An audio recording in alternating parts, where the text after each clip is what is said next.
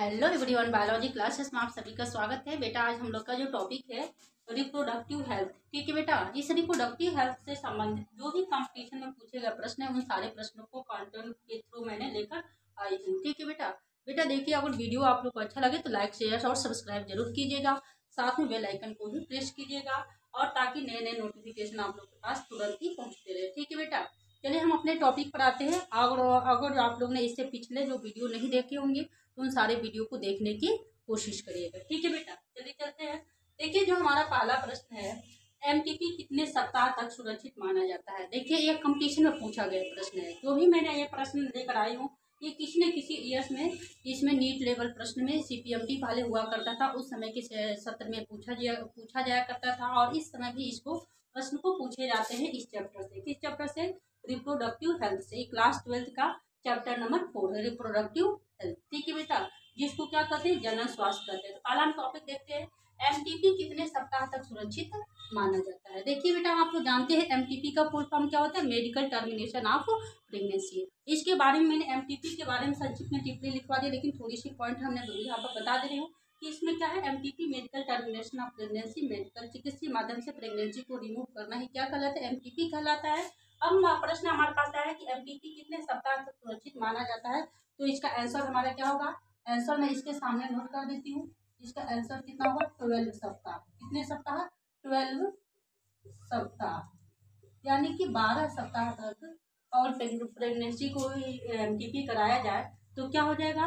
सुरक्षित माना जाएगा। इसमें माँ का कोई नुकसान नहीं होगा। लेकिन इसके बाद से अगर एमटीपी कराया जाता है जिससे माँ की हेल्थ पर ज्यादा नुकसान देखा जाता है। ठीक है बेटा, हम नेक्स्ट प्रश्न आया हुआ है, पुरुष में अस्थायी गर्भ निरोधक तकनीकी क्या है। देखिए, एक क्लास 12 के बोर्ड एग्जाम में जरूर प्रश्न पूछे जाते हैं कि पुरुष में जो अस्थायी जो गर्भ निरोध की तकनीकी होती है वो क्या होता है। तो यहाँ पर भी मैंने ये तो हमारे बोर्ड एग्जाम में भी तो पूछे जाते हैं, उसके साथ साथ एक कंपटीशन में पूछे जाते हैं। तो यहाँ पर भी इसका भी मैंने आंसर इसके सामने नोट कर देती हूँ कि पुरुष में जो अस्थायी गर्भ निरोध तकनीकी होती है उसको क्या कहते हैं? वैसेक्टोमी कहते हैं। क्या कहते हैं? वैसेक्टोमी। इसको नोट कर देते हैं, वैसेक्टोमी। बेटा देखिए, मैंने कोशिश करती हूँ कि जितना कम समय में ज़्यादा से ज़्यादा क्वांटिटी दे दिया जा सके, जिससे आपकी टाइम लॉस ना हो। ठीक है बेटा, इसीलिए तो आप लोग कंटिन्यूस लगातार बने रहिएगा। मैं आप लोग के टाइम बिल्कुल ही नहीं लूँगी। इन तक इस वीडियो को देखने की कोशिश कीजिएगा, साथ में आप लोग लाइक की बटन भी जरूर प्रेस कीजिएगा। नेक्स्ट पॉइंट हम देखते हैं, ट्यूबेक्टोमी में महिला के किस अंग को निकाला जाता है। देखिए, आप लोग महिला जनन तंत्र यानी कि मादा जनन तंत्र को आप लोग क्या कर रहे हो? देखे हो?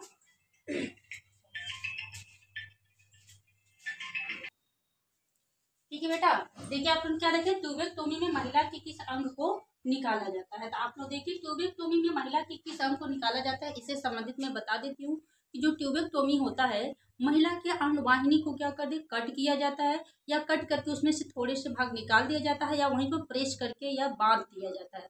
जिससे क्या होता है, जो महिला में जो अंडाणु रिलीज होते हैं वो क्या होते हैं, अंडवाहिनी के पूरे माध्यम तक नहीं पहुंच पाते हैं, जिससे निषेचन की क्रिया हो जाती है, पूरी तरफ से बाधित हो जाती है। ठीक है बेटा, तो चलिए हम इस टॉपिक में देखेंगे कि ट्यूबेक्टोमी में महिला के किस अंग को निकाला जाता है या काट कर बांध दिया जाता है।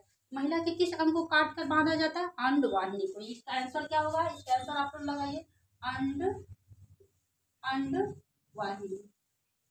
ठीक है बेटा, चलिए हम लोग क्या देखें, महिला के किस अंग को महिला ट्यूबेक्टोमी में महिला के किस अंग को निकाला या काट कर बांध दिया जाता है? अंडवाहिनी को। ठीक है बेटा, ये कभी भी मत भूलिए क्योंकि ये सारे के सारे प्रश्न कंपटीशन लेवल के ही प्रश्न है, साथ में आपके बोर्ड एग्जाम में भी ये प्रश्न आएंगे। और मैं ऐसे ही हर चैप्टर को कवर करने के बाद से लास्ट में मैंने ऐसे ही उसे सॉर्ट आउट किया हुआ, हर चैप्टर से 10 12 15 प्रश्न में आप लोग को कंपटीशन की दृष्टि देखते हुए मैंने प्रश्न को करा दूंगी। ठीक है बेटा, चलिए नेक्स्ट टॉपिक कराते हैं, मानव जनसंख्या वृद्धि का ग्राफ कैसा होता है। देखिए, मानव की जनसंख्या की जो वृद्धि हो रही है उसका भी एक ग्राफ बनता है और वो किस आकार में होता है, उसमें कई सारे ऑप्शन रहते हैं, लेकिन हम लोग जो करेक्ट आंसर जानते हैं वो आंसर क्या है? मानव जनसंख्या वृद्धि का ग्राफ कैसा होता है, वो इसमें हम क्या देखेंगे, इसका ग्राफ कैसा होता है? एस आकार का, यानी कि ग्राफ कैसा होता है? एस आकार।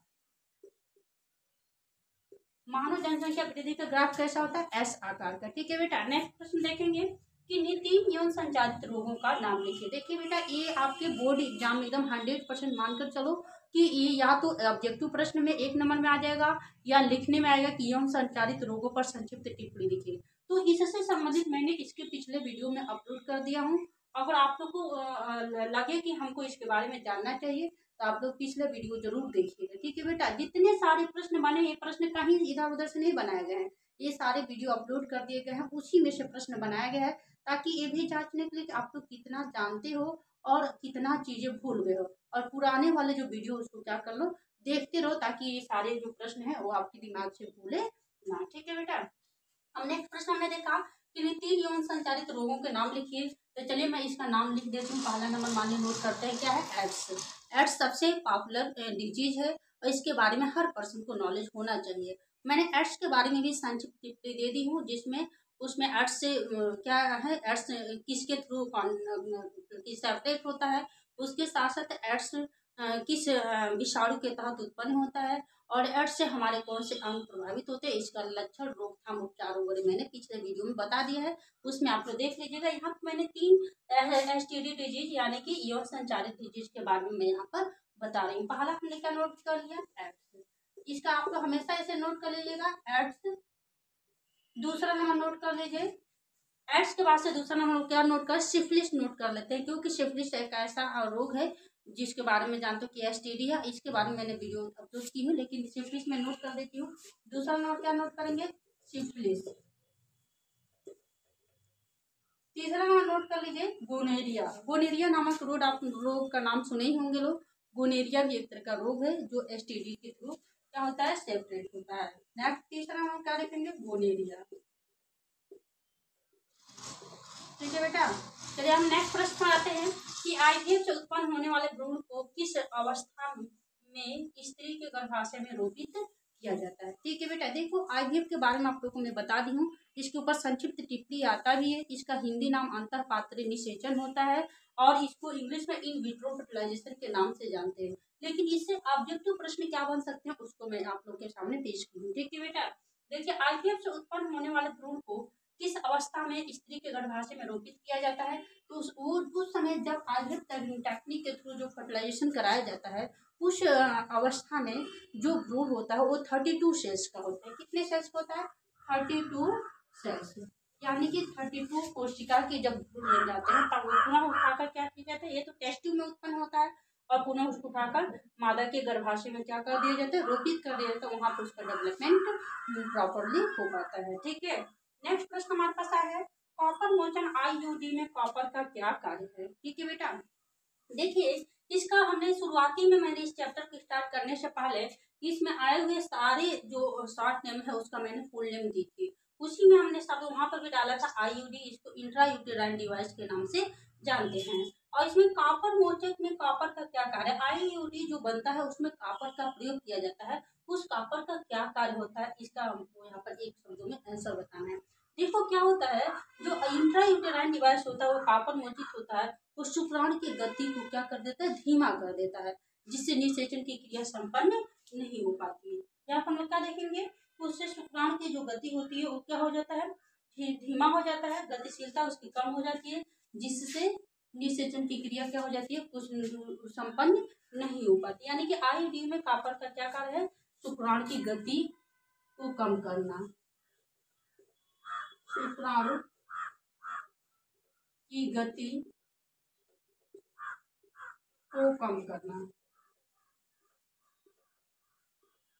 ठीक है बेटा, देखिए हमने क्या देखा कि जो कॉपर मोचिक आईडी है, ये इनमें कॉपर का क्या कार्य है, शुक्राणु की गतिशीलता को क्या कर देता है, कम कर देता है। नेक्स्ट पॉइंट हमने देखते हैं कि अपना जनन क्षमता को सीमित करने वाले विश्वसनीय उपाय क्या है। एक हमारे पास प्रश्न आया, देखो ये जनन क्षमता या बर्थ कंट्रोल के लिए अनेक टेक्निक अपनाए जाते हैं, जिसमें सबसे विश्वसनीय तकनीकी कौन से उसका नाम हम लोग को लिखना है। तो आप सभी लोग जानते हो कि सबसे जो विश्वसनीय तकनीकी है वो चिकित्सीय माध्यम है, इससे विश्वसनीय कोई तकनीकी नहीं हो सकती जिसको सर्जिकल के नाम से जानते हैं। तो हमने इसका आंसर लिखते हैं कि जनन क्षमता को सीमित करने वाले विश्वसनीय उपाय क्या है, चिकित्सीय माध्यम, इसको क्या कहते हैं, चिकित्सीय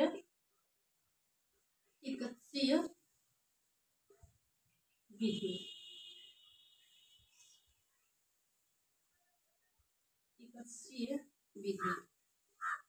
ठीक है बेटा, चलो नेक्स्ट हम देखेंगे अपरा द्वारा कौन कौन से हार्मोन का स्राव होता है। अपरा के नाम सुने ही हैं और अपरा के बारे में भी संक्षिप्त टिप्पणी हमने ऊपर वाले वीडियो में मैंने दे दी हूँ। अपरा से कौन कौन से हार्मोन स्रावित होते हैं और उसका क्या कार्य होता है, कैसे कार्य करता है, कैसे एक फीटस को पोषण देने का कार्य करता है, इसके बारे में मैंने ऊपर के वीडियो में अपलोड किया है। लेकिन यहाँ पे एक ऑब्जेक्टिव प्रश्न बना है कि अपरा द्वारा कौन कौन से हार्मोन स्रावित होते हैं उसके बारे में लिखना है। तो इसमें सबसे पहला पॉइंट है कि अपरा के द्वारा सबसे पहले कौन से हार्मोन स्रावित होते हैं, HCG, जिसको ह्यूमन गोनाडोट्रोपिक हार्मोन के नाम से जानते हैं। अब HCG के एक्सेप्ट कौन होता है, प्रोजेस्टेरॉन लेवल शरीर में बढ़ जाता है और एस्ट्रोजन लेवल भी क्या हो जाता है, इससे स्राव होना शुरू हो जाता है। यानी कि कौन बढ़ता है, प्रोजेस्टेरॉन। प्रोजेस्टेरॉन की क्या हो जाती है, वृद्धि हो जाती है और इसके साथ साथ क्या हो जाता है, एस्ट्रोजन।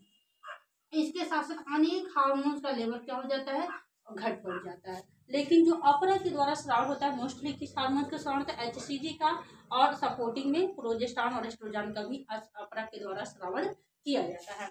नेक्स्ट पॉइंट दिया गया है कि सामान्य आवर्त चक्र के समय किस हार्मोन का अधिक श्रावण होता है। जैसे देखिए दिया गया है कि सामान्य आवर्त चक्र के समय किस हार्मोन का अधिक स्राव होता है। तो सामान्य आवर्त चक्र के समय किस हार्मोन का अधिक स्राव होता है, प्रोजेस्टेरॉन का।